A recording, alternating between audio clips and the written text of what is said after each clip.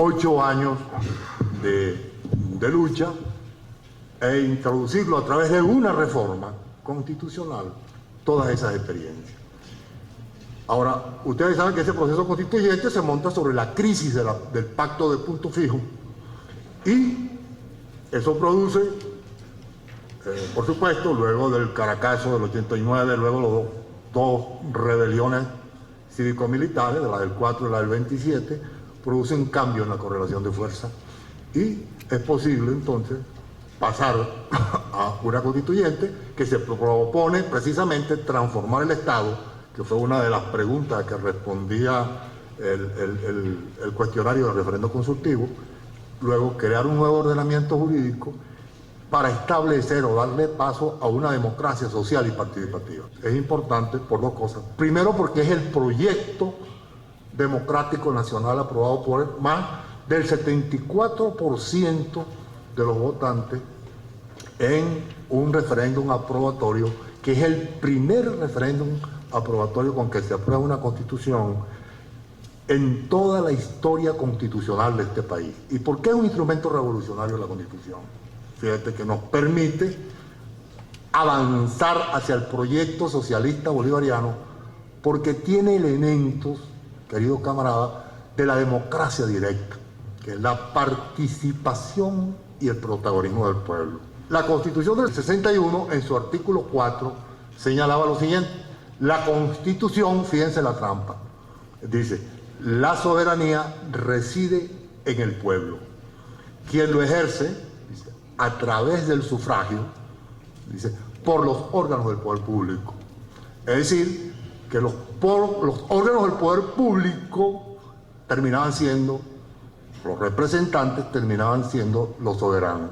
O sea, había un desdoblamiento entre titularidad de la soberanía y ejercicio real del poder a través de los órganos del poder público. En cambio, la Constitución del 99 establece un artículo que creo que es la clave de toda la Constitución. Incluso es verdaderamente el artículo esencial, el no modificable, que dice: la soberanía reside intransferiblemente, y subrayan esa palabra, intransferiblemente, en el pueblo, quien lo ejerce directamente a través de los mecanismos previstos en esta Constitución y la ley, y fíjense, e indirectamente a través del sufragio por los órganos del poder público. Pero va más allá, dice, los órganos del poder público están sujetos a la soberanía popular. Pero es un proceso democrático revolucionario de un nuevo tipo. No es democrático burgués, esas revoluciones entre el siglo XVIII y XIX que afianzan el capitalismo, explotan a su clase obrera y luego conquistan otros países para explotarlo, ni tampoco es la democracia de minoría que hemos tenido en Venezuela, que hemos girado entre las dictaduras y las democracias de minoría.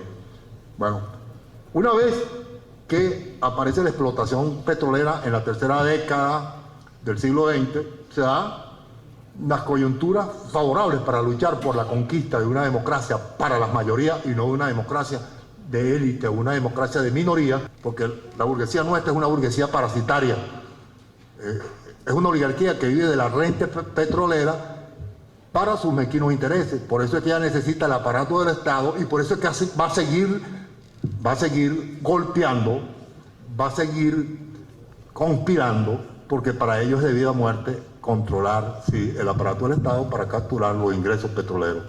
Aquí no va a haber ningún regreso con un golpe de Estado. Aquí lo que viene es una dictadura fascista si estos señores llegan a apoderarse del poder del Estado. ¿Cuál es la profundización de la revolución? Yo consigo como la construcción, ahí sí, de un Estado revolucionario comunal, como transición hacia el proyecto socialista bolivariano.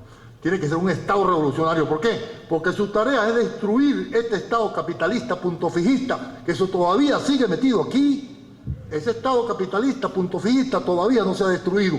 Y esa es una de las tareas que tiene que hacer este Estado revolucionario comunal. El otro elemento que tenemos aquí como limitación a superar es la división de los trabajadores, de los campesinos, del movimiento estudiantil, de los movimientos sociales, no tenemos disciplina, como dijo el comandante Chávez en estos días, y hay que entender que si no nos unimos no podemos seguir avanzando.